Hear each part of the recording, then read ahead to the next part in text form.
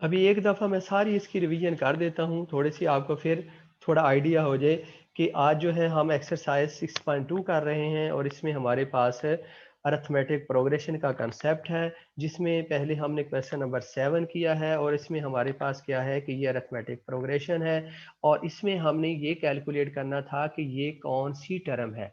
ये जो है ये 148 जो है इस अरिथमेटिक प्रोग्रेशन की कौन सी टर्म है। इसके लिए इसका मतलब क्या था कि हमने n फाइंड करना है। n अगर हमारा कोई होल नंबर होगा तो फिर ये वाली टर्म जो है अरिथमेटिक प्रोग्रेशन होगी, वरना ये अरिथमेटिक प्रोग्रेशन नहीं होगी।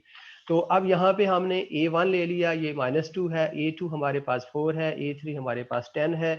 तो यहाँ से सबसे पहले हमने डी कैलकुलेट किया। डी कैलकुलेट कैसे करते हैं कि कोई दो कंसेक्टिव टर्म का डिफरेंस, यानी अगली में से पिछली टर्म का डिफरेंस।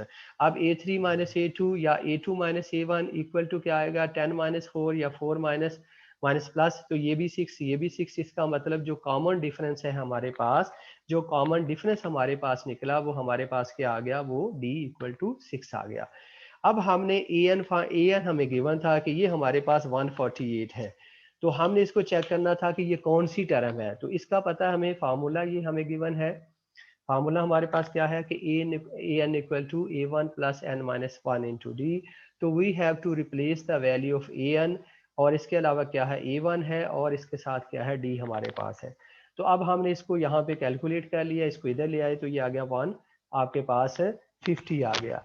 तो इधर आपके पास क्या है 6 है, इससे आप डिवाइड करें तो ये देखिए होल नंबर नहीं बन रहा। कैसे बनेगा, नहीं बनेगा, इसलिए कि ये आप इसको 2 पे डिवाइड करेंगे तो ये आपके पास है मेरा ख्याल डेसिमल में नंबर आ रहा है। ठीक है, ये इसको कैलकुलेट करके देख लेते हैं। कैलकुलेट अगर आप करेंगे तो आपके पास क्या आएगा, ये 2 पे डिवाइड करें तो ये आ जाएगा, ये देख लें, इसको डिवाइड होता है 158 डिवाइडेड बाय 6, तो ये हो जाएगा मेरा ख्याल, ये 6 2 आर 12 आ गया और इसके बाद 30 6 5 है, तो ये आपके पास आ गया 30। ठीक है,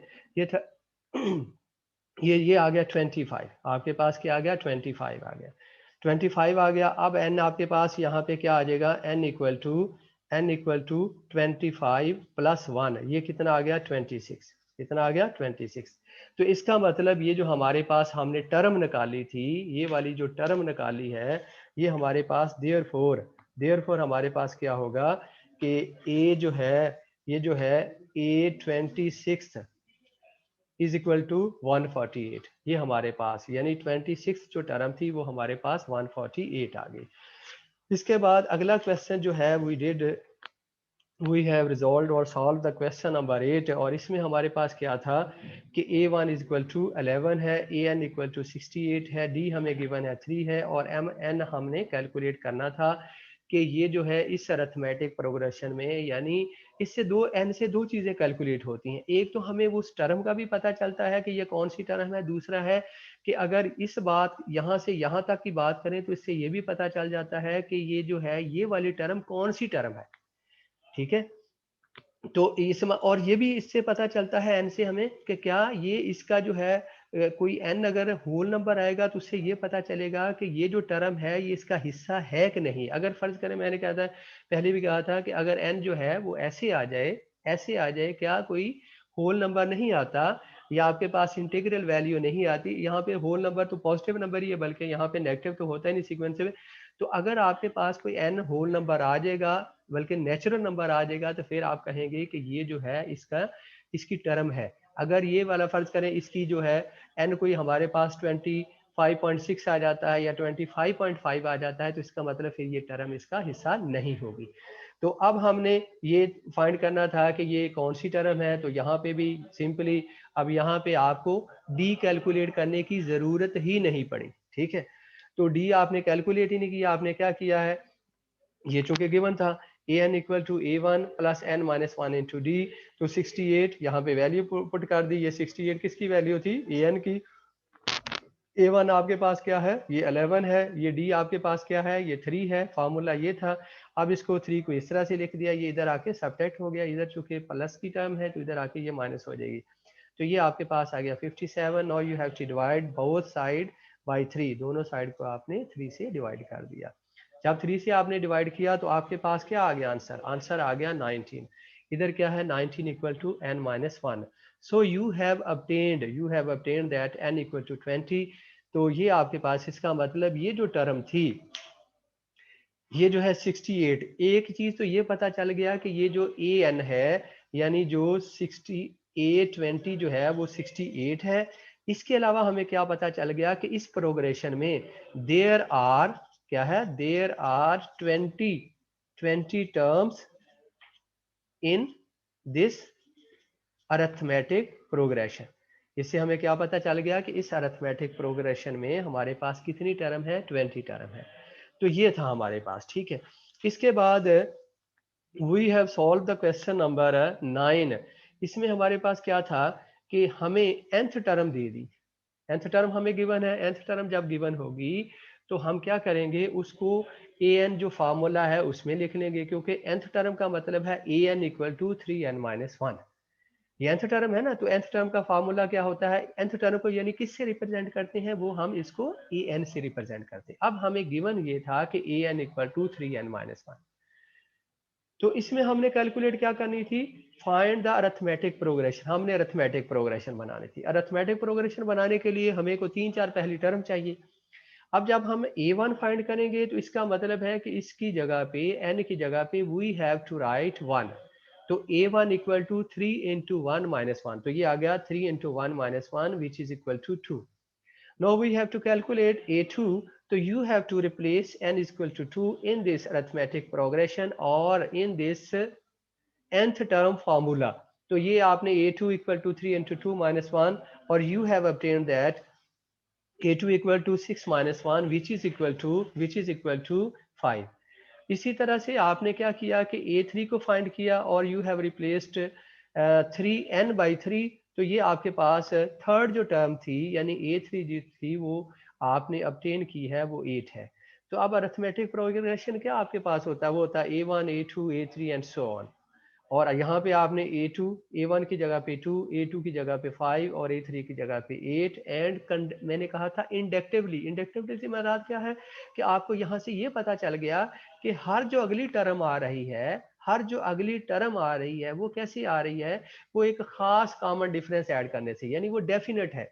अब यहाँ पे, अब ये 2 में 3 ऐड किया तो 5 आ गया, 5 में 3 ऐड करेंगे तो 8 आता है। इसका मतलब अगली टर्म आप इंडक्टिवली लिख सकते हैं कि यहाँ पे फिर 3 ऐड करके तो 11। अब सारी टर्म लिखने की जरूरत नहीं, आपने 3-4 लिखनी थी वो लिख दी।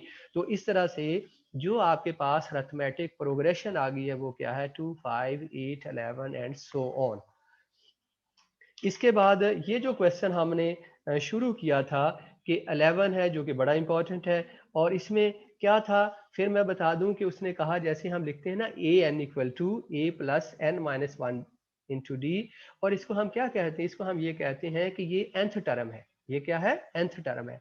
तो nth टर्म का मतलब क्या होता है कि ए एन इक्वल टू, अब यहाँ पे उसने ये कहा है, यहाँ पे ये कहा है कि जो पीथ टर्म है, इसका मतलब पीथ देखें, nth करते हैं जब nth लिखते हैं तो इसका मतलब इसको n-1 लिखते हैं। जब पीथ लिखेंगे, पीथ टर्म है तो इसका मतलब p-1 इंटू डी और a। अब उसने कहा कि ये जो पीथ टर्म है ये आपके पास किसके इक्वल है, एल के इक्वल है। इसी तरह सिमिलरली उसने ये कहा कि जो अगली है इक्वेशन हमने लिखी है वो लिखी है क्यूथ टर्म की। उसने कहा कि जो क्यूथ टर्म है वो इक्वल टू है एम के, तो हमने लिखा m equal to a plus Q-1 into d, यानी क्यूथ टर्म। इसी तरह जो अगली आर्थ टर्म है, यानी आर्थ टर्म का मतलब है R-1, और यहाँ पे असल में क्या होना चाहिए था, ए आर की जगह पे हमें वैल्यू दे दी है जो कि क्या है, एन के इक्वल है, तो हमने यहाँ पे एन रिप्लेस कर दिया। अब इसके बाद जो हमने फाइंड करना है वो ये है, number 1 l into q minus r plus m into r minus p plus n into p minus q equal to क्या है, 0 है। इसके बाद सेकंड है कि हमने ये कैलकुलेट करना कि P into m minus n plus q into n minus l plus r into l minus m equal to 0। ये हमने, तो मैंने कहा था कि आप खुद से कर लें और ये मैं कर देता हूँ। इसमें क्या है इसका भी बता देता हूँ कि ये देखिए, आपने इस चीज को देखना कि आपने कैलकुलेट क्या करना है। Q माइनस आर, इसका मतलब इसमें से इसको सबट्रैक्ट करेंगे तो Q माइनस आर आ जाएगा, इसमें से इसको सबट्रैक्ट करेंगे तो ये आपके पास R माइनस पी आ जाएगा। और देखें इसी तरह से P माइनस क्यू, तो इसमें से इसको सबट्रैक्ट करेंगे तो ये आ जाएगा। फिर उसके बाद आपने क्या करना है, इसको L M और N से मल्टीप्लाई करना है, फिर तीनों को ऐड करना है, तो आपके पास जो है आंसर इक्वल टू 0 आ जाएगा। तो we are doing the second part. इसमें हमने क्या करना है, पहले m माइनस एन फाइंड करना है, फिर n माइनस एल फाइंड करेंगे, फिर l माइनस एम फाइंड करेंगे। देन उसके बाद ये जो तीन इक्वेशन आएगी, ये वाली और ये वाली, फिर इस इक्वेशन को हम p से मल्टीप्लाई करेंगे, फिर इस इक्वेशन को q से और इसको r से मल्टीप्लाई कर देंगे, और फिर हम इनको डिवाइड ऐड कर देंगे। तो आपके पास आंसर क्या आना चाहिए, 0 आना चाहिए। तो अभी हमने ये इसको सिंप्लीफाई कर रहे थे कि m माइनस एन पहले हमने फाइंड करना है। उसके लिए आपने क्या किया, आपने पहले m इक्वेशन लिखी, वो क्या है, m इक्वेशन जो थी, यानी m इक्वल टू वो था a plus q minus one into d. दूसरी इक्वेशन क्या है, n है, वो क्या है, a plus r minus one into वो क्या है, d है। अब आपने m माइनस एन फाइंड करना है, तो m minus n equal to क्या आ जाएगा, इन दोनों को सबट्रैक्ट कर देंगे। तो ये सबट्रैक्ट करेंगे तो ऐसे साइन बेशक इनका चेंज कर दें, ऐसे लिख दें, ठीक है। तो ये आ गया, इधर आ गया, यहाँ पे ये तो कैंसिल हो गया, इधर क्या आ जाएगा आपके पास, ये आ जाएगा Q। अगर मैं मल्टीप्लाई करके लिख देता हूँ तो ऐसे आ जाएगा क्यू डी माइनस डी, यहाँ पे क्या आ जाएगा माइनस आर डी, और minus minus plus into D, तो प्लस डी आ जाएगा, ये आपके पास। अब डी से डी तो आपके पास कैंसिल हो गया, तो यहाँ पे आ गया m माइनस एन, और इसके बाद क्या है, d अब कॉमन ले लें तो ये आ जाएगा q minus r into d, ये आ गई एक इक्वेशन। अब इसके अलावा इसको आपने क्या करना है, इसको p से मल्टीप्लाई भी करना है। तो अभी हम मल्टीप्लाई नहीं करते, पहले आपने ये इक्वेशन निकाले। इसी तरह अब यहाँ पे भी इंडक्टिवली आप लिख सकते हैं n माइनस एल। अब यहाँ पे क्या था देखें, जब आपने m माइनस एन लिखा तो इधर m माइनस एन आ गया, इधर आ गया q माइनस आर। तो जब हम इसको सबट्रैक्ट करेंगे, आपके पास अब क्या है, n माइनस एल। तो देखें यहाँ से इसी को देख के हम लिख सकते हैं n माइनस एल क्या होगा, ये होगा r minus p into d आ जाएगा। यानी आपको कैलकुलेशन बार बार करने की जरूरत नहीं। देखे ना, मैंने कहा कि जब आपने m माइनस एन निकाला है तो m माइनस एन, तो इधर फर्क क्या पड़ा था, m माइनस एन हो गया, और इधर आपके पास क्या आ गया था, इधर आपके पास आ गया था, ये देखें q माइनस आर। तो जब आप ये आप करेंगे इसी तरह से n माइनस एल करेंगे तो n ये आपके पास आ गया, और इसी तरह से ये देखें ना n माइनस एल आ गया, ये आ गया n माइनस एल, और इसी तरह r माइनस क्या होगा p, r माइनस। इसी तरह से तीसरी टर्म जो है वो आपने फाइंड करनी है, वो है l माइनस एम। क्या है, l माइनस एम। तो इसमें l माइनस एम में क्या आएगा, ये माइनस ये आएगा ना, तो इसको लिखेंगे, ये आ जाएगा आपके पास p minus Q into d, ये आ गया। ये तीन इक्वेशन आ गई। अब इन तीनों इक्वेशन को आपने किससे, इसको p से, इसको q से, इसको r से मल्टीप्लाई करना है। तो जब इसको p से करेंगे तो ये आपके पास आ जाएगा p into m minus n, और इधर आ जाएगा p into q minus r into d, और इधर इसको आपने दूसरी इक्वेशन को इसको किससे मल्टीप्लाई करना है, q से। तो ये आ जाएगा q into n minus l equal to q into ये है ना r minus p into d, और इसके बाद जो तीसरी इक्वेशन है l माइनस एम, इसको r से मल्टीप्लाई कर दिया, l माइनस एम, ये आ जाएगा r इंटू ये आपके पास है p minus Q into d, ये आ गया। अब इसके बाद आपने इनको सिंपली ऐड करना है, और ये आपके पास आंसर 0 आ जाएगा। अब इनको ऐड कर दें, तीनों को ऐड करें तो आपके पास क्या आएगा। अब देखिए तीनों को ऐड कर दिया, ये आ गया m p m minus n, और इसी तरह ये इसको जरा हम खोल के लिख लेते हैं, ये आ जाएगा p q d minus p r d, इधर आ जाएगा q into n minus l equal to q r d minus p q d, और इधर आपके पास आ जाएगा r into l minus m, ये आ जाएगा r p d minus r q d. अब इनको ऐड कर दें, ये वाली साइड तो आपके पास क्या आ जाएगी, p m minus n plus ये आ जाएगा क्यू एन माइनस एल, और ये आपके पास आ जाएगा plus r l minus m equal to, अब देखें इक्वल टू ये क्या है, ये पी क्यू डी है, ये क्या है, ये इससे कैंसिल होगी, ये प्लस की ये माइनस की, ये है आपके पास आर पी डी, ये माइनस की ये प्लस की, ये इसी तरह ये कैंसिल, तो इक्वल टू क्या आ गया, 0 आ गया। तो इस तरह से आपने इसको प्रूव कर दिया, यही हमने प्रूव करना था। तो ये था क्वेश्चन नंबर 11 और इसका पहला पार्ट जो है ये आपने खुद से इसको कंप्लीट करना है। तो इसके बाद जो है अगला क्वेश्चन है हमारा 12 है, 13 है एंड 14 है। तो इस ये पूरी एक्सरसाइज तकरीबन हमने की है, कोई क्वेश्चन इसमें से छोड़ा। तो ये अगला क्वेश्चन नंबर जो 12 है, क्वेश्चन नंबर 12, इसमें हमें क्या गिवन है कि ये हमें एक प्रोग्रेशन गिवन है और इसकी हमने nth टर्म लिखनी है। वो क्या है 4/3, ये आपके पास है, ये 7/3 ये टर्म है और इसके बाद 10/3 और ये भी है। ठीक है, तो ये आपके पास है। अब इसकी हमने अरिथमेटिक प्रोग्रेशन बनानी है। तो अब देखिए आपके पास असल में जो अरिथमेटिक प्रोग्रेशन है ना वो आपके पास ये है, ये है, वो है 4 7 10, ये है। ठीक है ना, बाकी तो स्केयर है, जो इसका प्रोग्रेशन की वैल्यू आएगी वो उसी तरह उसका स्केयर हम लिख देंगे। और जो 3 है ये देखिए कांस्टेंट है, ये तो नीचे उसी तरह आ जाएगा, इसमें तो कोई वेरिएशन आ ही नहीं रही। तो इसको, इसका मतलब है इसको हम 3 को नीचे इसी तरह से लिख देंगे। तो अब इसका अरिथमेटिक प्रोग्रेशन है अगर, तो इसका a1 क्या है, ये 4 है। इसका d क्या आ रहा है, d बताएं शाबाश, ये आ जाएगा 7 - 4 विच इज इक्वल टू 3। और क्या आ जाएगा d equal to 10 - 7 which is also equal to 3। तो देयरफॉर आपके पास ये जो d निकला वो बेटा क्या आ गया, वो आपके पास आ गया 3। d क्या निकल आया, 3 निकल आया। अब आपने nth टर्म इसकी लिखनी है। nth टर्म कैसे लिखते हैं, फार्मूला आपके पास क्या है, फार्मूला यू नो दैट कि an equal to a1 plus n minus 1 into d है, ये है। a1 आपको गिवन है, आपने फाइंड आउट कर लिया, a1 आपने यहाँ पे लिखा, वो आपके पास क्या है 4 है। इसी तरह d आपने निकाल लिया, वो क्या है 3 है। तो यहाँ पे लिखेंगे 4 plus n minus 1 into D 3। तो इसको सिंप्लीफाई कर लें, ये आ गया 4 प्लस 3n माइनस 3, तो ये आ जाएगा 3n प्लस 1, ये आपके पास। तो देयरफॉर जो अरिथमेटिक प्रोग्रेशन an आपके पास आएगा, लास्ट में जो टर्म बनेगी वो क्या होगी 3n प्लस 1 ओवर 3, और इसका क्या आ जाएगा स्केयर। तो ये जो है nth टर्म जो है क्वेश्चन नंबर 12 की, जो कि आपके पास ये क्वेश्चन है, ये वाला क्वेश्चन। ठीक है, तो इस क्वेश्चन की आपके पास जो nth टर्म बनती है वो ये बनती है। अब इसके बाद अगले दो क्वेश्चन हमारे इस एक्सरसाइज के रहते हैं, जो कि बड़े ही इंटरेस्टिंग और आसान भी हैं लेकिन इम्पोर्टेंट भी हैं।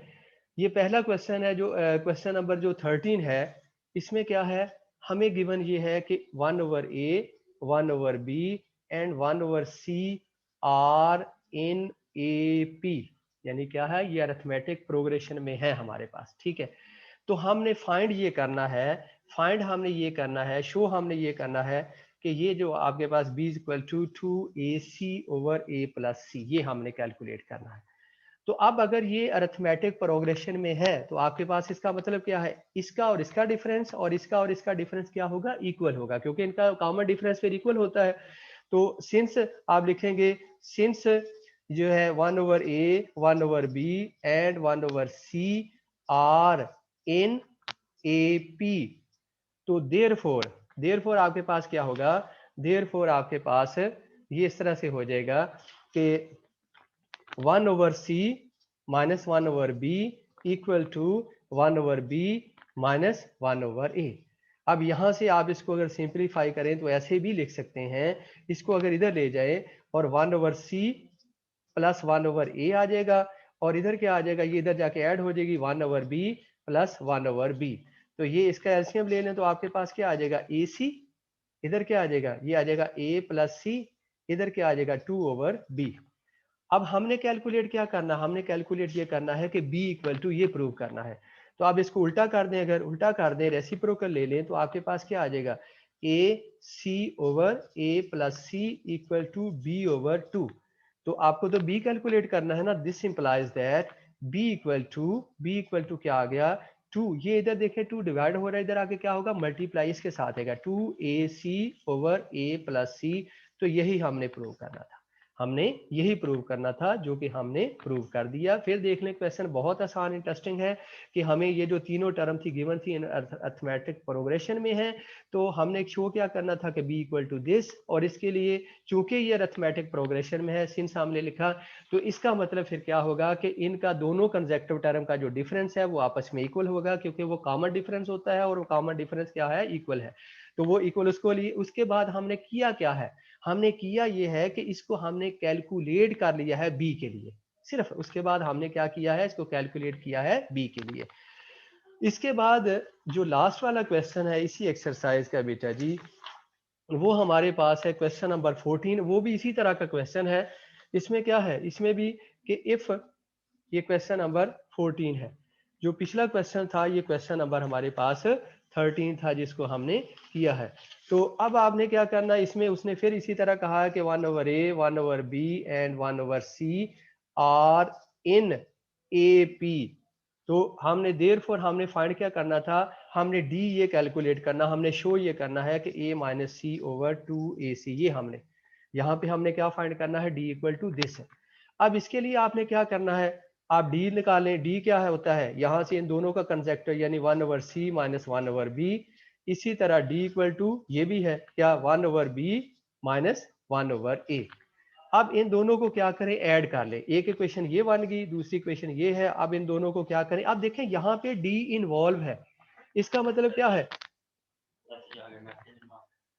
अब इसमें क्या है, दोनों को ऐड करें तो ये ऐड करेंगे तो 2d इक्वल टू, अब देखें इसमें ये दोनों कट गए, ये वाली टर्म, तो 2d इक्वल टू आ जाएगा 1/c माइनस 1/a। अब इसको सिंप्लीफाई कर लें तो ये आ गया ac, इधर आ गया a माइनस सी 2d, और d किसके इक्वल आ गया, a minus C over 2ac। तो यहाँ पे आपने d इस तरह से कैलकुलेट कर दिया। तो ये आपने काम आज जो है अभी तक एक्सरसाइज जो है ये 6.2 की है और इसको आपने कंप्लीट किया है। तो ये सारे क्वेश्चन हैं और ये जो बड़ी इंपॉर्टेंट, ये जो अभी मैंने लास्ट में क्वेश्चन बताए हैं ये बहुत ही इंटरेस्टिंग और बहुत ज़रूरी है, क्वेश्चन बड़े इंपॉर्टेंट है।